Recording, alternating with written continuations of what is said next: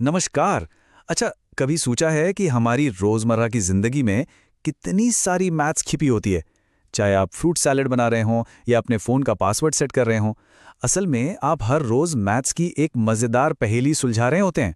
तो चलिए आज इसी पहेली के राज से पर्दा उठाते हैं। तो ये रहा आज का सवाल।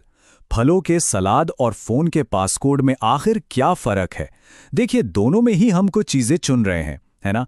लेकिन एक बहुत छोटा सा मामूली सा अंतर है जो सब कुछ बदल देता है। आइए देखते हैं कि वो क्या है। और बस यही है वो एक छोटी सी बात जो सब कुछ बदल देती है। देखिए, सलाद में आप पहले सेब डालें या केला, कोई फर्क नहीं पड़ता, स्वाद तो वही रहेगा। लेकिन आपके फोन के पासकोड के लिए 123 तो काम करेगा, पर 321 बिल्कुल नहीं। तो सारा खेल बस एक सवाल पर टिका है, क्या ऑर्डर या क्रम जरूरी है? तो चलिए सबसे पहले उस दुनिया में चलते हैं जहां ऑर्डर की कोई वैल्यू नहीं है। गणित की भाषा में हम इसे कॉम्बिनेशंस कहते हैं। ये बिल्कुल हमारे फ्रूट सलाद वाले केस जैसा है। चलिए इसे थोड़ा और मजेदार बनाते हैं। मान लीजिए कि आप पिज्जा ऑर्डर कर रहे हैं और आपके पास 5 टॉपिंग्स का ऑप्शन है और आपको इनमें से कोई भी 3 चुननी है। तो आपने चुना पेपरोनी, मशरूम और प्याज। अरे वाह, क्या चॉइस है! अब आपके पास एक बढ़िया पिज्जा तैयार है। लेकिन एक मिनट, जरा सोचिए, क्या होता अगर आपने इन्हें किसी और ऑर्डर में चुना होता? मतलब पहले प्याज, फिर पेपरोनी और फिर मशरूम। क्या पिज्जा बदल गया? नहीं, बिल्कुल नहीं। आखिर में तो आपको वही 3 टॉपिंग्स वाला पिज्जा मिलेगा। तो जब फाइनल रिजल्ट सेम रहता है, चाहे ऑर्डर कुछ भी हो, तो हम कॉम्बिनेशन की बात कर रहे होते हैं। तो अगर इसे सीधी सादी भाषा में कहें तो कॉम्बिनेशन का मतलब है सिर्फ चीजों को चुनना, उन्हें किसी खास लाइन में लगाना नहीं। आप बस एक ग्रुप बना रहे हैं। तो याद रखने वाली बात क्या है?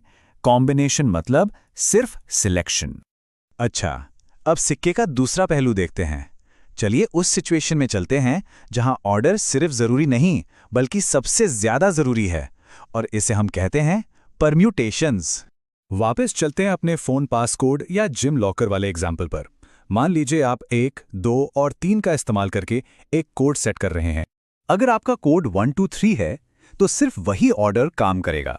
अगर आप 321 ट्राई करेंगे तो ताला नहीं खुलेगा, 213 भी नहीं। यहां तो हर एक अरेंजमेंट एक नया कोड है और ज्यादातर गलत कोड हैं। बस यही परम्यूटेशन है। तो परम्यूटेशन में 2 काम होते हैं। पहले चीजें चुनो और फिर उन्हें एक खास क्रम या लाइन में लगाओ। यहां आप सिर्फ एक ग्रुप नहीं बना रहे बल्कि एक खास अरेंजमेंट बना रहे हैं। तो यहां पर कीवर्ड क्या है? सिलेक्शन और अरेंजमेंट। ठीक है, तो अब जब दिमाग में ये कॉन्सेप्ट क्लियर हो गया है तो देखते हैं कि इसे कैलकुलेट कैसे करते हैं। और घबराइए मत, ये उतना ही सीधा है जितना हमारा पिज्जा वाला एग्जाम्पल। ये हैं वो फॉर्मूले जो हमें बताते हैं कि कितने कॉम्बिनेशंस या परम्यूटेशंस बन सकते हैं। आप इन्हें हमारी सीक्रेट रेसिपी बुक की तरह समझ सकते हैं। इन फॉर्मूलों में 2 मेन कैरेक्टर हैं, एन और आर। एन है आपके पास मौजूद कुल ऑप्शंस की संख्या, जैसे हमारी 5 पिज्जा टॉपिंग्स, और आर है वो नंबर जो आप चुन रहे हैं, जैसे कि हमारी 3 टॉपिंग्स। आसान है ना? यहां देखिए दोनों फॉर्मूले एक साथ। जरा ध्यान से देखिए ये कितने मिलते जुलते हैं। बस कॉम्बिनेशन वाले फॉर्मूले में नीचे एक एक्स्ट्रा आर फैक्टोरियल है। पता है ये क्या करता है? यही वो जादू है जो पिज्जा वाले सारे डुप्लीकेट ऑर्डर हटा देता है, क्योंकि वहां ऑर्डर से फर्क नहीं पड़ता। अरे हाँ, और ये जो एक्सक्लेमेशन मार्क जैसा दिखता है ना, इसे फैक्टोरियल कहते हैं। ये बस उस नंबर से लेकर 1 तक उल्टी गिनती में सबको मल्टीप्लाई करने का एक शॉर्टकट है। तो 4 फैक्टोरियल का मतलब हुआ 4 गुणा 3 गुणा 2 गुणा 1 यानी 24। तो सवाल ये है कि पिज्जा और तालों के अलावा ये सब जानना जरूरी क्यों है? ये कॉन्सेप्ट्स असल जिंदगी की प्रॉब्लम्स को सुलझाने में हमारी मदद कैसे करते हैं? और सबसे बड़ा सवाल तो यही है ना, कि जब कोई प्रॉब्लम सामने आए तो ये कैसे तय करें कि कॉम्बिनेशन लगाना है या परम्यूटेशन?